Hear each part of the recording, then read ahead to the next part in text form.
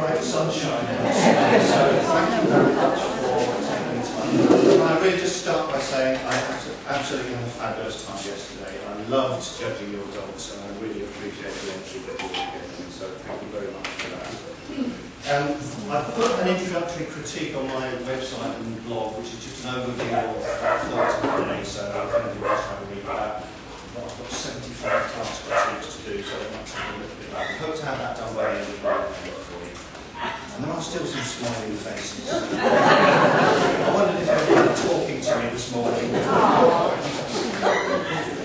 Right, I put together loads and loads of slides. That doesn't mean that I'm going to use them all, so you don't have to worry about dozing off through death by PowerPoint this morning. What would be of interest to you? So in terms of health, back disease, yeah, that's on my agenda. Eyes, so I'm going to talk about Cordon PRA, and Laforas, and I'm proudly wearing my isophoral testing badge, part of our education and communication. Okay, so I'll talk about that. Skin allergies. Now that's very interesting. Why do you say skin allergies?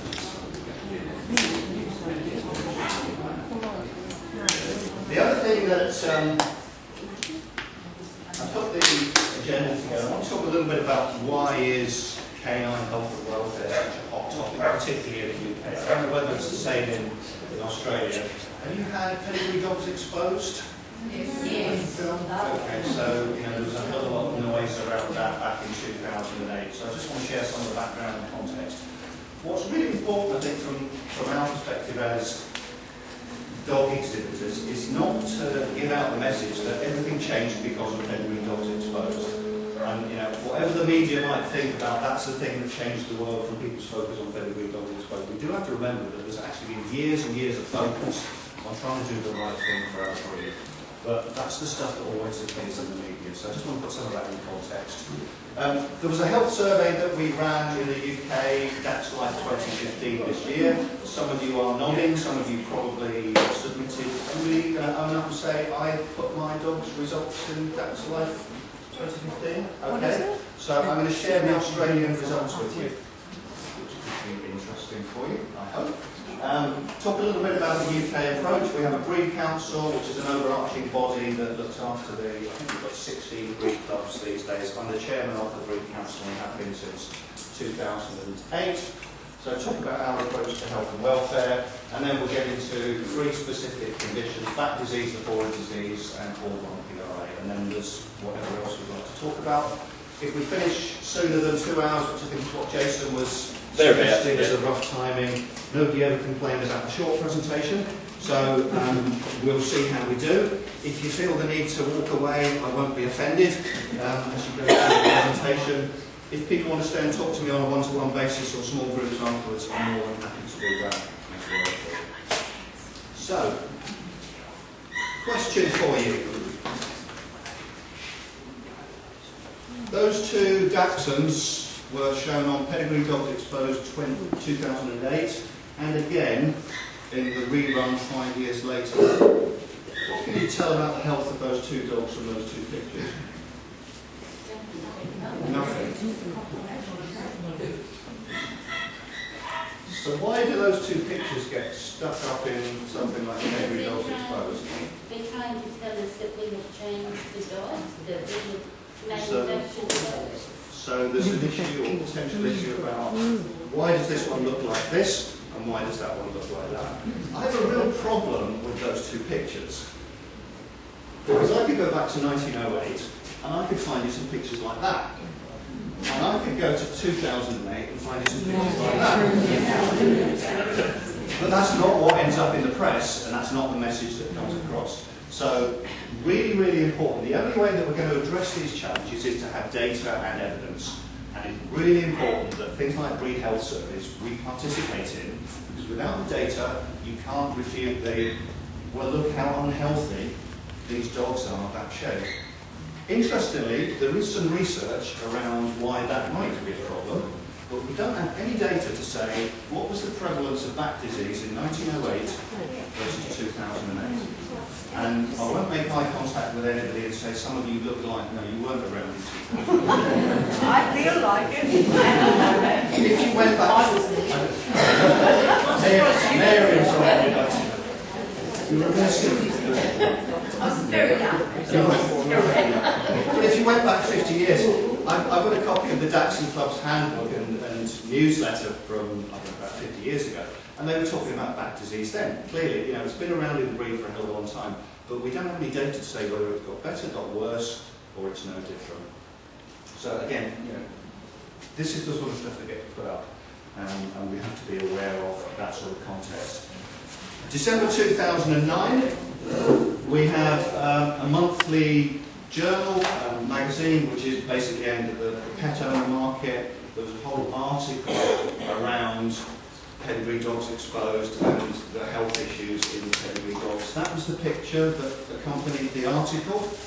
This is the stuff that is out there in the public domain that we really need to be sensitive to. And I pulled out a couple of quotes in there. European Convention Protecting Pet Animals wants to stop the breeding of dogs with such long backs and abbreviated legs that they suffer from disorders in the vertebral column. And there are countries in Europe that are talking about legislation to prevent people from breeding dogs that will have those sorts of health problems. I don't know whether the second quote is correct or true or whatever, but you know, saying it is now an offence to do so under the welfare laws in Australia.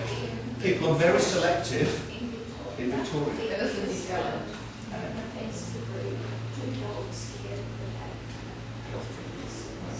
So, you know, there's this stuff around, and you know, you can pull out selected pictures and selected quotes, and we'll know that. So, we have a Dachshund Breed Council in the UK. It was formed late in 2008. We've been recognised for some of the good work that we've done around health and welfare. There's an organisation, it's a campaigner, health campaigner, a woman called Philippa Robinson, who set up what's known as the Carlton Index. She's looking at what is it that different breeds are doing in order to say, are they putting the right effort in and what progress are they making on health and welfare. We, as the Dachshunds, were top breed in the first two of those Carlton Index things. We've also won website awards from the dog press in the UK for the education and communication materials that we put out on our websites. Right, a quiz to get you thinking. With whoever you're sat next to, there are 6 questions for you. A, B or C. I'll give you a couple of minutes. How many trained dachshunds would represent the UK Breed Council?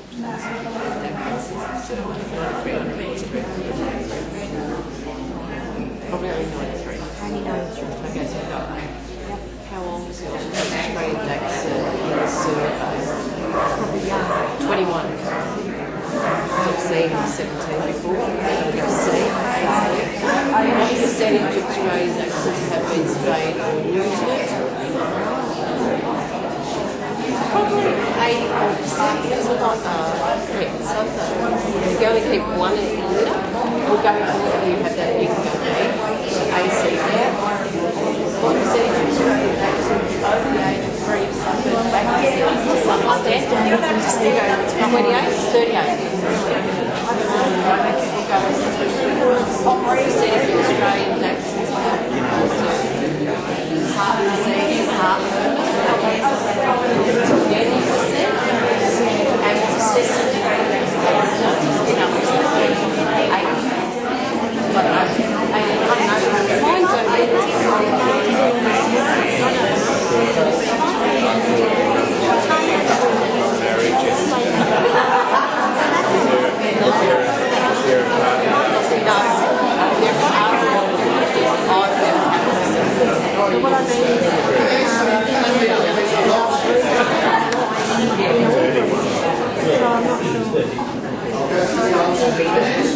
What do we think about how many responses we got? We had 2,000 responses altogether in the survey. How many do you think we got from Australia? 93. Okay, it was 193. Do we think that's a good number or a bad number, or don't we have a view on that number? I reckon that's probably about 2% of the live dachshund population in Australia based on the registration statistics that you have. has the potential to be statistically significant when you start looking at the data that's behind it. So we got something like 3% of the population responding with that 2,000, so it's about 60,000 UK dachshunds currently live in the UK. So that's not a bad number considering where you are, who you are, all the rest of it. How old do you think the oldest Aussie dachshund was? 30, right, I'll tell you in a minute. What about spaying and neutering?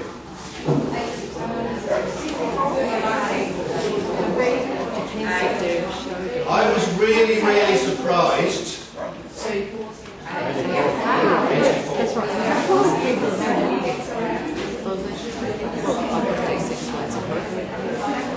That's really fascinating for me. In the UK, it's about 50%. And I was wondering, is there something about sort of vets being obsessed with early neutering, for example, or is there legislation or something like that? Ethical reasons. Okay, back to disease. The crunch question.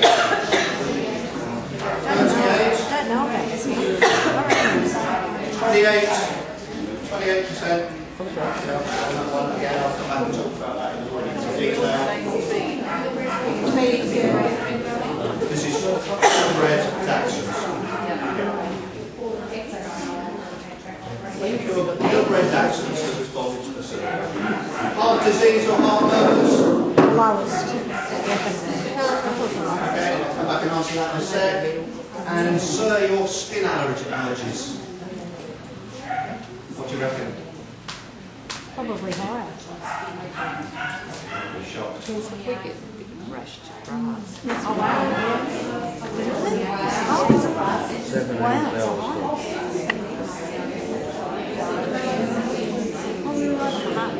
So this is literally just on those 193 dogs, Australian dogs. The oldest one was 17. I think the oldest one in the survey altogether was 21. I mean, he's always lived longer than the standards. We've got some amazingly long-lived dogs. So again, there's some really interesting data about actually, this is not a dog breed that is dying at a young age, like some of the other breeds that particularly get cancer, for example.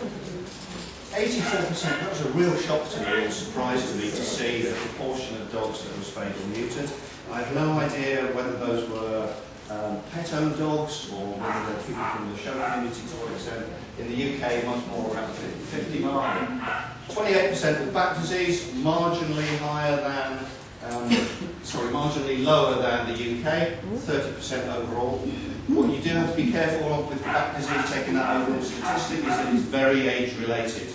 So this is the percentage across all the dogs in the population. If you look at dogs between the ages of 4 and 7, you get a very different, significantly higher number. Heart disease, 6%. Anybody worried about heart disease? And then the real surprise for me was the skin allergies one.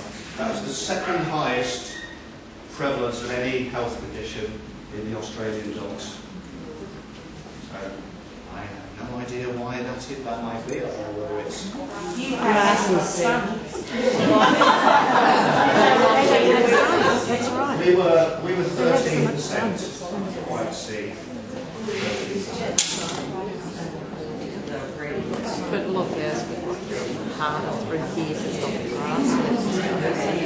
That's not a condition. So this is your Australian dog's back disease by age. Age of diagnosis in there. That probably pretty much ties in with what people would expect. So the high risk age band is typically between 4 and 7. It's not a huge population, so you haven't quite got the same age profile as perhaps if you looked at the overall population. But typically, dogs that get past 7 aren't going to have a back problem, and then we have these very, very long-lived, particularly the miniatures. I guess it's quite worrying that we start seeing dogs with back problems at very young ages. It is only one dog, and we have to be careful about some of the sample sizes in there. If you look at back disease by variety,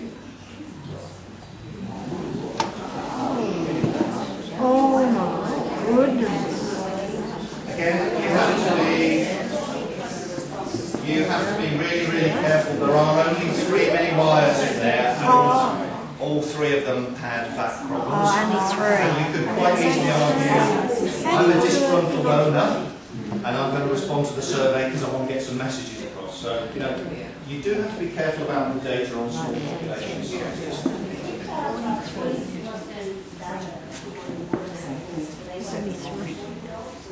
I have no idea what the pedigrees were. They were people who said, I live in Australia and I have a Down syndrome. No, I thought when you got it to us, it was sick because we imported dogs.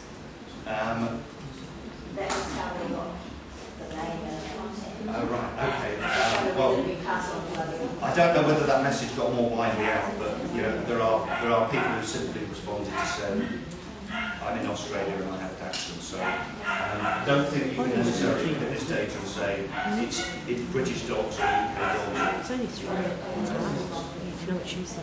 So I think in terms of just overall profile, when we look at the 2,000 dogs in the survey, the standard longs and the standard wires have the lowest prevalence of back disease. Would that sort of tally with your experience over There's only here? a few. Standard smooths and mini smooths are the worst for back problems, and the mini longs and the mini wires are sort of more intermediate in there. So because you've got a relatively small population, that isn't necessarily a desperately relevant graph to look at.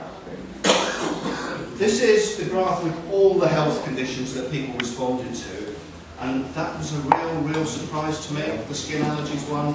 So 28% of the Australian responses skin allergies, and that's the second highest response in there. What's the data with the long tail of other health conditions tell you about DAX and health? Pretty good.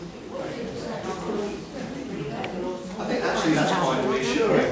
So, we've got a long tail of other potential health conditions that people were reporting on, and by and large, there's not stuff coming out there that screams at you, we've got a major issue. It is interesting, the heart murmur one in there, 5%. In the UK, certainly in the standard wires, we have had evidence of heart problems in the breed. It's difficult to tell exactly how prevalent it is, but it is something that we've got to watch on.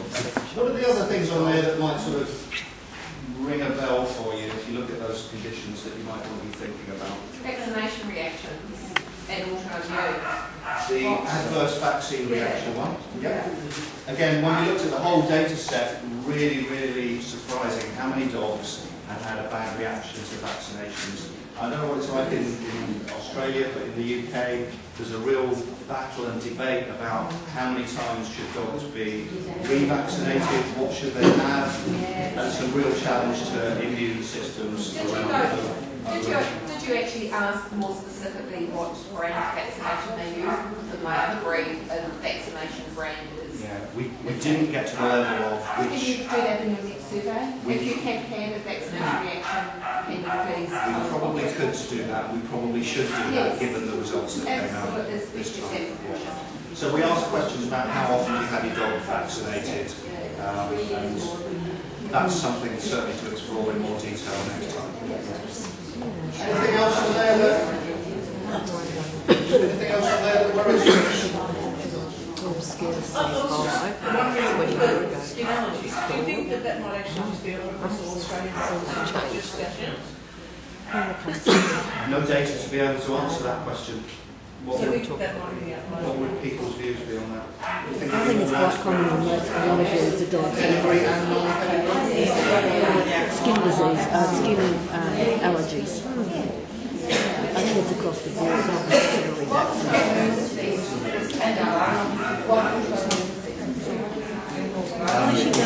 More specific. I'll make copies of these slides available. I'll give Jason the slides afterwards. I'm going to be that way and make them available through your website.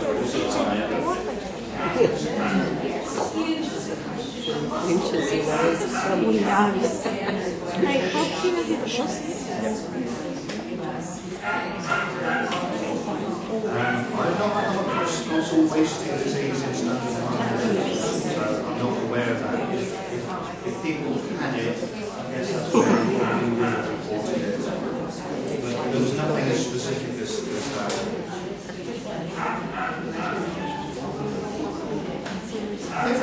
hopefully answered these questions as we've gone through. Is a response rate of 193 dogs good or bad? I think for a first survey that probably wasn't hugely widely communicated, that's great. How many would you want to get next time? 1,000.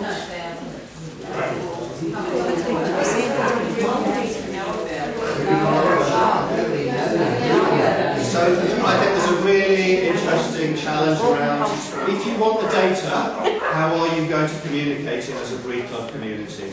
And I don't understand enough about your sort of breed club mechanisms. So we typically do these surveys every 3 years. If you'd like to participate in that next time round, you're very welcome to do that. If you want to do one of your own, again, I'm more than happy to let you have access to the tool that we used. You don't have to wait until 2018 to do a survey if that would be of interest to you. I think there's some really fascinating stuff that if I was here, I'd want to be exploring and maybe do just a quick and dirty drill down into some of that data, really explore some of that skin allergy stuff, maybe the vaccine reaction stuff. And it might be quite an interesting approach for the breed club to try and get a bit of additional data in the short term around some of the things that are going on. I reckon if you've got 300 responses, you can probably be quite pleased with that. You know, that's about 3%. If you've got 500, that would be fantastic. A lot of it comes down to communication. So using tools like Facebook groups, you have newsletters and things that go out. You know, you can send surveys out in newsletters, all of those sorts of things. And we talked about what I was surprised, you probably weren't surprised to. Okay, very briefly, UK approach, just talk a little bit about the structure that we have in terms of tackling some of these things in the UK. The Kennel Club clearly is our governing body. The Kennel Club is the governing body for the breed clubs, but they also recognise breed councils. So the breed council is the overarching body for the 16 breed clubs that we have currently, and that covers England, Scotland and Wales. There is an Irish breed club, but then they're no longer a member of the breed council. It was very difficult for them to come across. You'd really laugh. The distances you guys travel. It was really difficult for them to come across from Northern Ireland. That means getting on the boat, doesn't it? That's it. Catch a ferry. How to catch a ferry? You could fly. There's a 45-minute flight. It's far too. I don't want to be critical. It is really, really challenging. You know, in your context, it isn't challenging, but we have people driving big distances and flying, and it's the expense of it as well. You know, so to come to breed council meetings, it's not a cheap affair when people having to fund it themselves. Can I just mention, sorry to interrupt, but Ian Cook trained up from Sydney on Wednesday, and he said to me when we picked him up, I was worried that I bought a ticket to the wrong place. And I said, why? I said, how much did it cost you? He said, it cost me $8.80. And I said, right. He said, yes, but he said, in England, that would only get me about 2 stops. He said, I was having this couple of hours trip in the train, and he said, it would cost me about £40. In England, they travel that much to get here in Russia. So maybe expense has got something to do with it is expensive. You know, as people drive from Scotland down to our breed council meetings, which we hold in the Midlands, it is a long drive for people. It is all at their own personal expense and their own personal commitment. So I really do want to commend all the breed club members who participate in the breed council. It is a big commitment. So we have a health subcommittee, we have a veterinary surgeon, a retired veterinary surgeon who chairs that, which again I think gives us some credibility from a health perspective. We have a committee of 6 people who come from breed clubs, who have particular interests. And then we have, probably unusually for most of the breed club, we have what we call 3 pet advisors. So these are people who have absolutely nothing whatsoever to do with the showing world of things, and they bring a really independent perspective on that. And one of those is Helga Church, who now lives in Melbourne. Hey! Yes. Sorry, Yes. not me, but... Helga is now our foreign correspondent, and I think probably a lot of the communication around the survey was thanks to Helga. The great thing about having those people is they have absolutely no axe to grind about my lines or your lines or hiding stuff, and we work really closely with them. So, for example, there are annual pet shows, things like Discover Dogs that the kennel clubs run, where the public can come along and just see dogs and talk to people. Some of our pet advisors organise one of those in midsummer. They do that all themselves. They take dogs along, they have posters and all of that and talk to the public. So, again, I think a really interesting perspective. We can get so close to it when we're in the show world, and yeah, it's challenging. So to get that pet perspective, although clearly everybody's dogs are pets, it is an interestingly different perspective. And we have an education and judges subcommittee as well, and they organise things like the judging lists or mentoring programs and seminars and that sort of thing. So presumably you have some sort of similar sort of We have actually that's the This happened we're not last week. I had trouble getting online. physically the way Oh, I knew it. Then I eventually got that we are affiliated with NAM as and the purpose of the conference is to receive information from the organization and to share them to member clubs. There's also a secondary purpose to keep records and stuff like that. And to work with the betterment of what's going on with you. So that sounds very similar in some respects to the council. We've probably got a bit more of a proactive approach. It's not just waiting for stuff to come down from the kennel club. If you wait for stuff, you can wait a long time sometimes. The members ask for the purchase and they want to ask this stuff. And we do exactly the same. And then Yeah. the meeting of the people who have to submit it. We do have to pass things up to the kennel club. So that's the sort of context for us. Back disease, let's talk about this as a specific condition. How many of you have done x-raying for your back? Oh, only when she's gone So down. what's your view on x-ray as a scheme?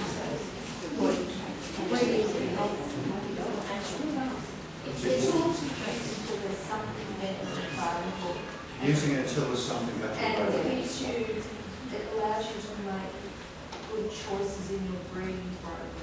You don't breed from the beach, it's not for classifications.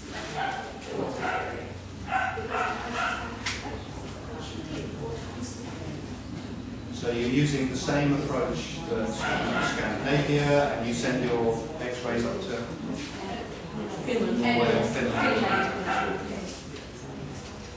So I'll talk a little bit about why we haven't gone down that route yet. The data are very clear. 342 Dachshunds as having had some degree of back problem, which is 17% of respondents.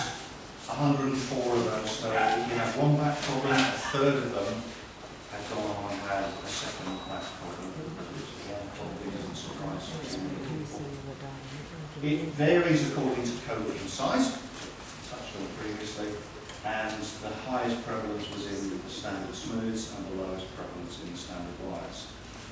Why might the difference between the sizes of the coats be of interest? Probably the lowest is to breed and coat. How else might it be of interest, the fact that we get different prevalence of back disease between the different varieties? Because of the number that are bred. Maybe? The crossbreeding? The crossbreeding was happening in overseas as well. Why do you think there must be some genetic correlation? That's exactly where I'm going with it. There must be something genetic. Now, what is it that means that the wires and the longs have a lower risk of having back problems than the smooths, and the mini smooths in particular? And did any of you see the paper that was published in 2012 from Scandinavia, where they looked at chromosome 12, and they found a correlation between calcifications and a particular area on chromosome 12. They also found that there were differences between the different coat varieties. So there is something fascinatingly really interesting from a genetic perspective And for me, that holds out some hope that we might be able to do something in the longer term. That opens up all sorts of interesting challenges around cross-coat mating and cross-variety mating and all the rest of it. But if we're serious about doing something about back disease, I think we have to be open to some of those sorts of possibilities in there. With your figures there, have you got a breakdown of what percentage is structural force or overfeeding and bad diet? I can't actually tell you that. I have a view. What I also have is some information that I'll show you. We looked at lifestyle factors particularly in this, so I'm going to share with you, okay, what would we think would be the impact of having our dogs neutered on back disease. And there's a real surprise in the data. There's stuff about exercise that might surprise you or interest you in there. My personal view is that probably 80% of it is about it's a dachshund. Okay, you know, it's in the genes, it's a chondrodystrophic breed, and there's another 20% which is probably around lifestyle factors in there. I have no data to back up that it's 80-20, but I'll show you some of the other stuff. So thank you for leading me into my next slide. You must have known that was coming next. They are a short-legged breed, and it's important, I think, again, when we're communicating with people who don't necessarily understand the breed or know the breed, this is a short-legged breed, not a long-backed breed. And it's the fact that they've got short legs that it is, you know, a chondrodystrophic breed, or they have hypochondroplasia, that is the reason why they have the back problems, because the discs dry out at a much younger age than in a normal dog. It is highly heritable, and therefore, if you have a line that tends to have back problems, you can be pretty sure that that will be propagated through the offspring, and therefore, as you say, you know, having some way of predicting or giving you more information about risk in that is really, really important. Confirmation. Do longer dogs have more back problems? I think There's two possible answers. Well, there's three possible answers. Yes, no, so who's a no? Longer dogs don't have more back problems. Who's a yes? Who hasn't got a clue?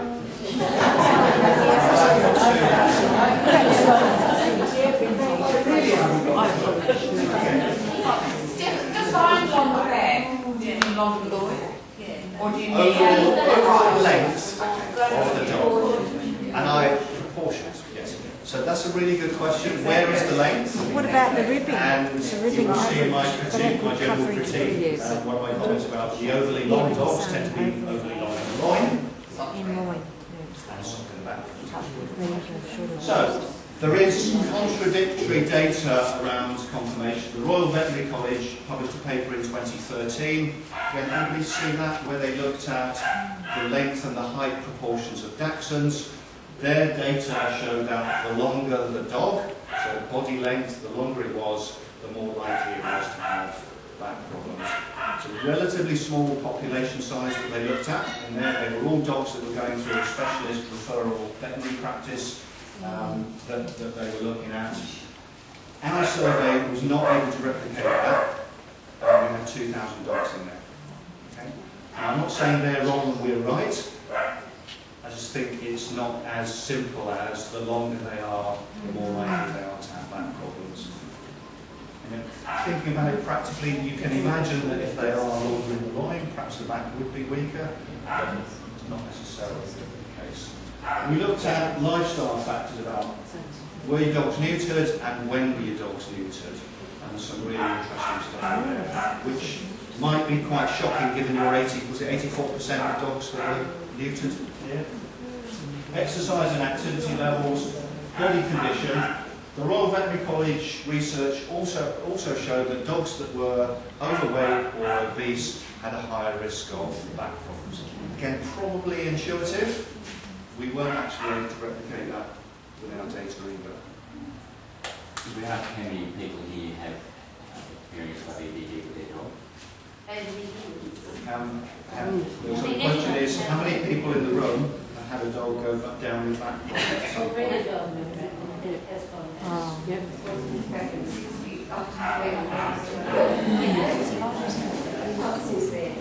And then the final thing was, does it make any difference if you feed them particular diets, dry food, wet food, complete food? Does it help if you give them dietary supplements, you know, all the stuff that they put in the food that say this is for a dog that needs kittens and all the rest of it.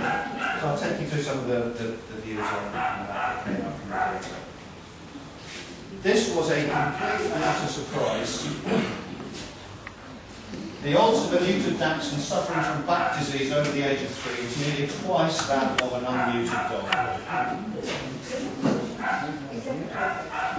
And if you had your dog neutered under the age of 12 months, it was even more likely to have a back problem.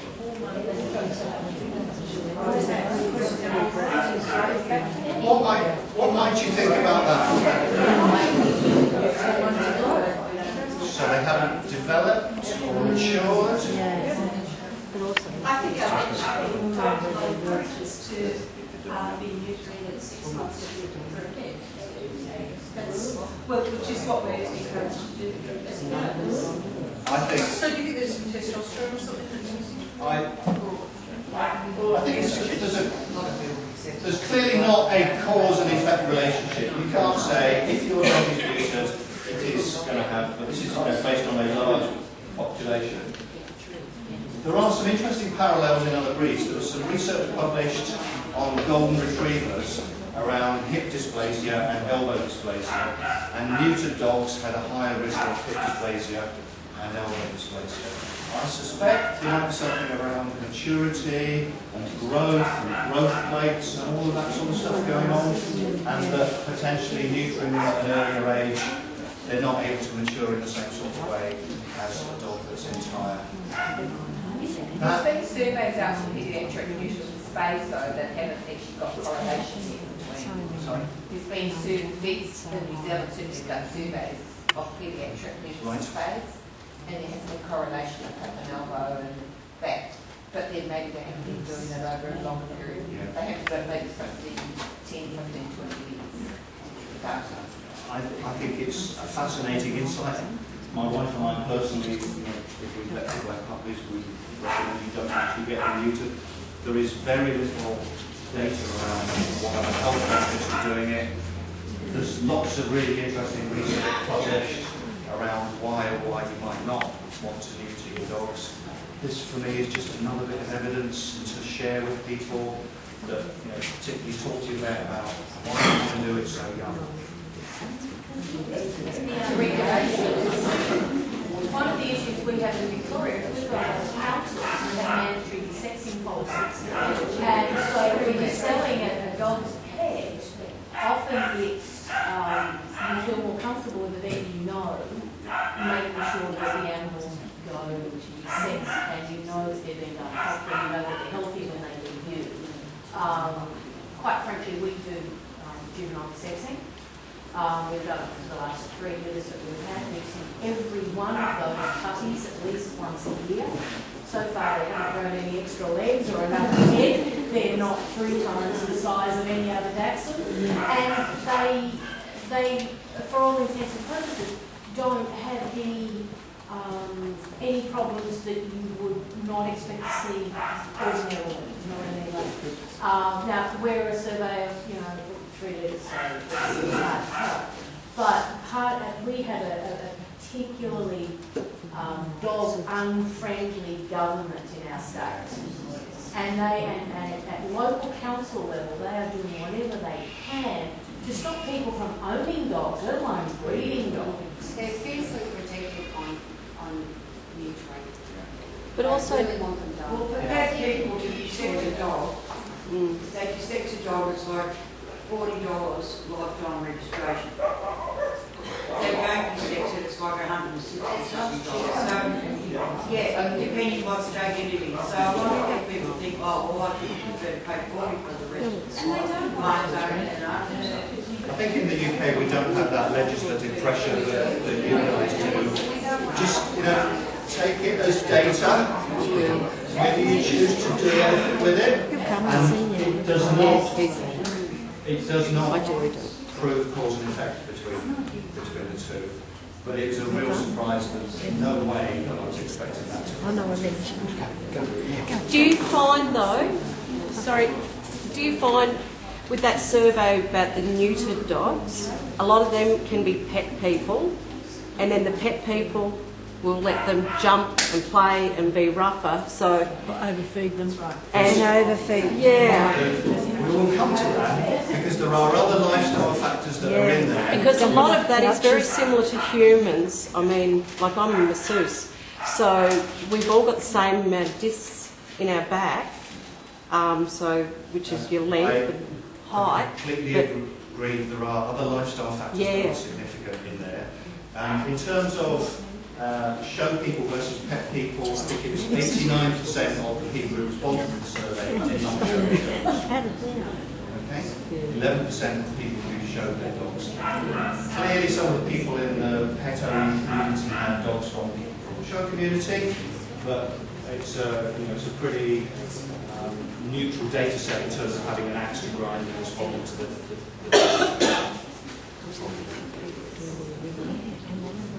lifestyle factors. Just to pick up that point there, the first point, we asked people how active is your dachshund? Right. Okay. If it's a wire, you're going to put highly. If it's a long, you're probably going to put it's laid back and all the rest of it. People that responded highly or moderately active, they were half as likely to have a back problem as the people who said our dogs are mildly or not active at all. Probably not a surprise whatsoever. It's the same with people who eat less, exercise more, problems. It could be a genuine effect that fitter dogs are less prone to back disease, or it could be that if you've had dogs that had back problems, you're more protective of it and you don't let it exercise or whatever. There's lots of different spins on the data. This one I found really, really interesting as well. Dachshunds over the age of 3 that were just allowed to play in the garden for exercise were nearly twice as likely to have a back problem as those that were given what I call proper walks. Right. We're just discussing that point too. Isn't it controlled exercise versus just uncontrolled? Being bowled by the dog or rough play or... I suspect, and don't push me on what's the data, that free running and playing in the garden is very low level exercise, and that don't build the body tone and the body condition that the dogs that are perhaps road walked or allowed to run over fields and be more active in the countryside. So usually it's the muscles and working against the galloping. Because when there's having the whole body tone and the whole body condition probably means that they are generally fitter than dogs that are allowed just to wander around in the garden. My view, again, around the exercise, we asked questions about how much exercise do you give puppies, and then what age do you start increasing the exercise. You can over-exercise them, and I think that potentially causes problems. Up and down the flights of stairs, and this is complete, old wives' tales and anecdotal stuff. Don't let them go up and down stairs. Go up and down stairs, half the risk of back problems than the dogs that were. That's just completely contrary to what we said. I'm not sure I would change my advice, but another caveat around that, there was a Swedish paper a few years back that said exactly the same thing. Dogs that are allowed to go up and down stairs have a lower risk of calcifications, actually, rather than IVDD. For me, there's something in there about sort of body condition and muscle tone. There are risks, clearly, particularly coming downstairs, but take it seriously. And don't let your dog jump off the furniture. Yeah, but if you got a wire, it's going to be on the furniture. That's a complete lost cause. And even the little reasons. So, if you just want to take the data at face value,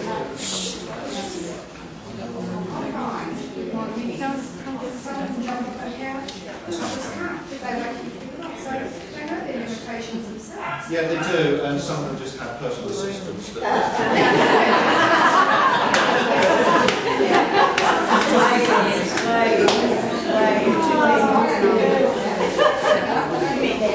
So all of this stuff is really, really fascinating. We knew from our 2012 survey and the 2009 one that back disease wasn't a problem. There's no point in running a survey that just tells you all the stuff. So we really wanted to explore into some of the factors. What it's not going to change is the nature of the fact that this is a chondrodystrophic breed that is at higher risk of back disease. But there may well be some things that we can educate people and owners about. What can you do and what can't you do? Just going back to this up and down the flight of stairs one, again, the same Swedish paper talks about the risk of back disease if you run your dachshund alongside cycling. If you go out on a bike and you take your dachshund along with you. What do you think that does to the risk of back disease? Well, it's running. Yeah,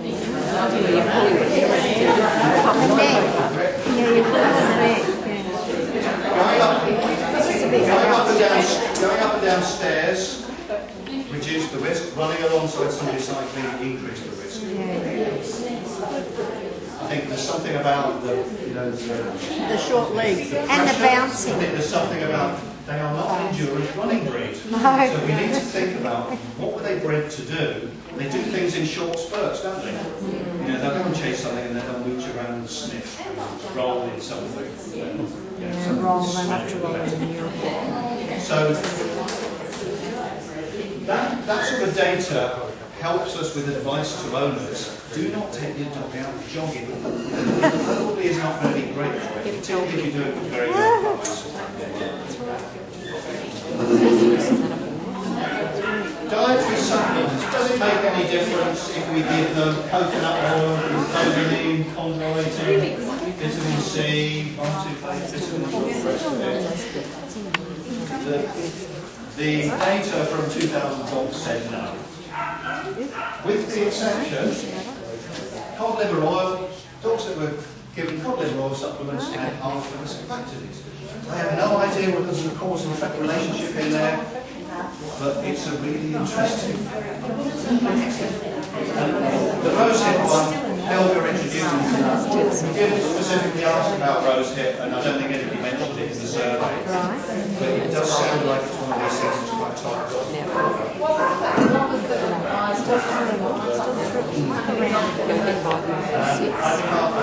I can tell you the data later, but I haven't got the answer off the top of my head around it. So, I suppose if you want to believe that, save your money. Don't know.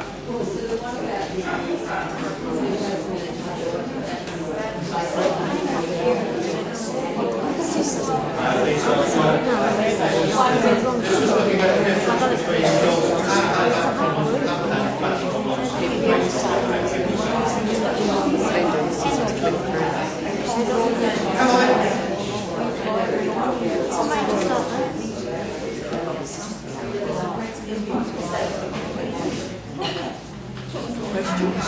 Just think it's interesting or it's not interesting, or I'll just share the data.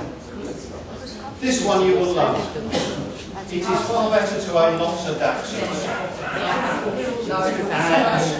And herein, I think, lies some of the comment about people who are owners of pets and maybe only have one dachshund. If you had 2 or more dachshunds, then you had half the risk of back problems. And I think that's, they play together, they exercise together. You have to take them out, otherwise they just wreck the house. Whereas if you had one that probably just mooches around and mopes around, it perhaps doesn't have the same level of exercise. Well, it's probably not getting the same type of exercise as with other dogs. And if you really, I know that probably most of you only have dachshunds, and maybe you only have dachshunds, you need to get another breed as well to reduce the risk. And you can imagine living with a bigger dog, they probably again get a different sort of exercise associated. And they have together. So for me, not everybody can have more than one dachshund, but it just reinforces the importance of all the exercise and the right sort of exercise. I and that there are some factors around lifestyle that can make a difference. If you really are looking to have a line that has problems, it's probably not going to make a difference.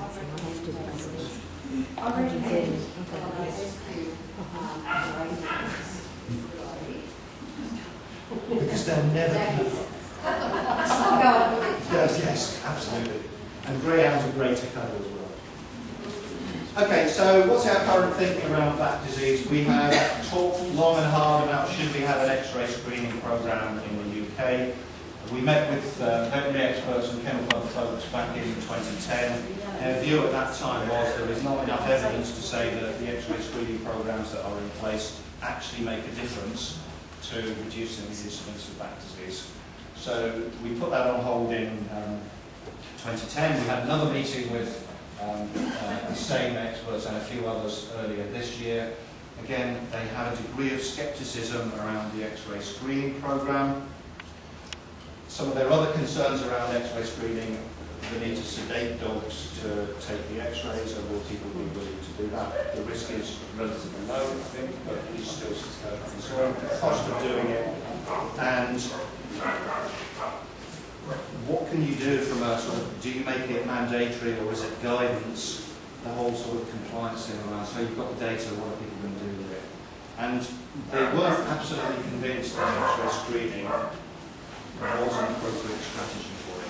The recommendation that they came up with, and again we're still talking about it, is that we initiate a further research programme using CT scanning, and we would seek some funding from the Kennel Club Charitable Trust and the breed clubs to do a really robust study using CT scanning. Sounds great. It sort of kicks it into touch for another 2 to 5 years before we've got any data, so there are some significant downsides on that.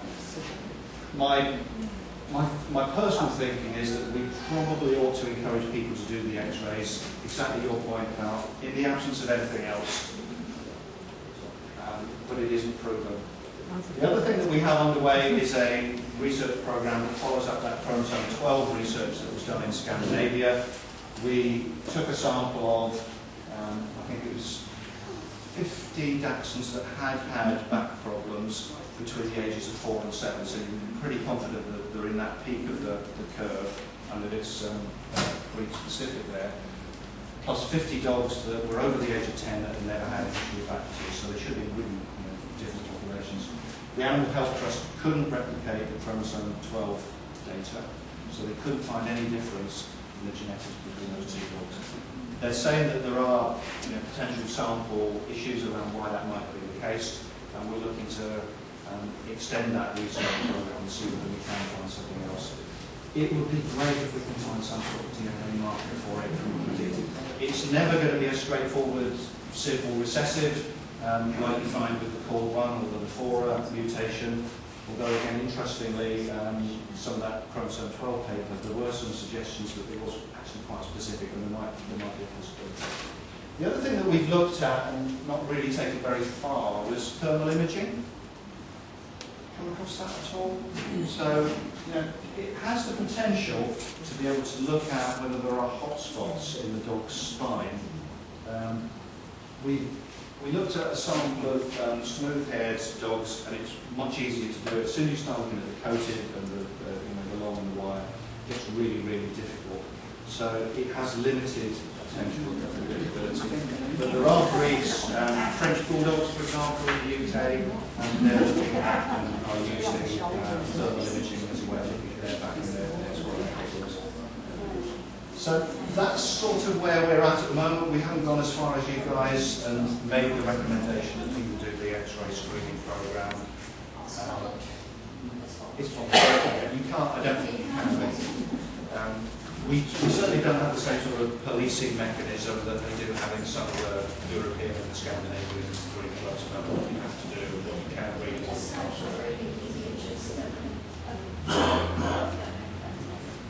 Can I just ask a question on chromosome 12 and the initial was it breed variety specific? They did it on 3 coats. The data doesn't differentiate between the sizes, but there were differences in risk issues, and they were looking for correlation. They were looking at calcifications, not herd impressions.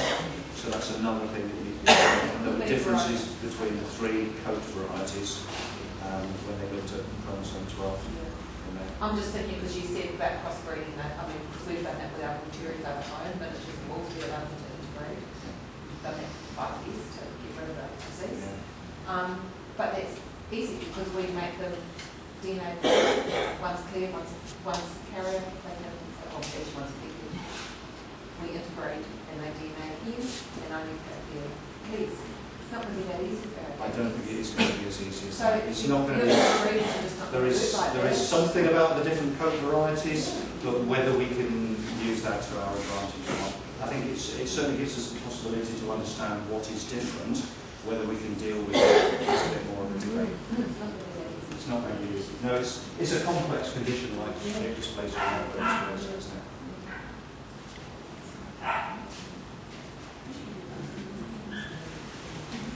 So, in terms of strategy around back disease, yes, it's the most important health issue. We've really got a short-term approach which is around education and communication and trying to give people the best possible advice. That's probably the best that we can do in the short term. I suspect we will do the same as you folks and go down a voluntary X-ray screening. My personal view would be we can encourage people to do that. We can provide some funding from the health fund that we have to help do the scoring for people. If we fund the scoring centrally, then we would get all the data and we'd be able to put it in the public domain so there'd be no hiding of data and information. And then, as I said, we're looking at the possibility of a CT program and continuing the DNA research. It's very much longer term. So this overall frustrating really is the view on back disease. I'm conscious that I've been talking for about an hour. Do you, well, it would be useful just to have some feedback. Is this what you wanted, expected, needed? And do you need a 2-minute leg stretch to grab some more cake? Okay. I need one of you to take a 2-minute leg stretch.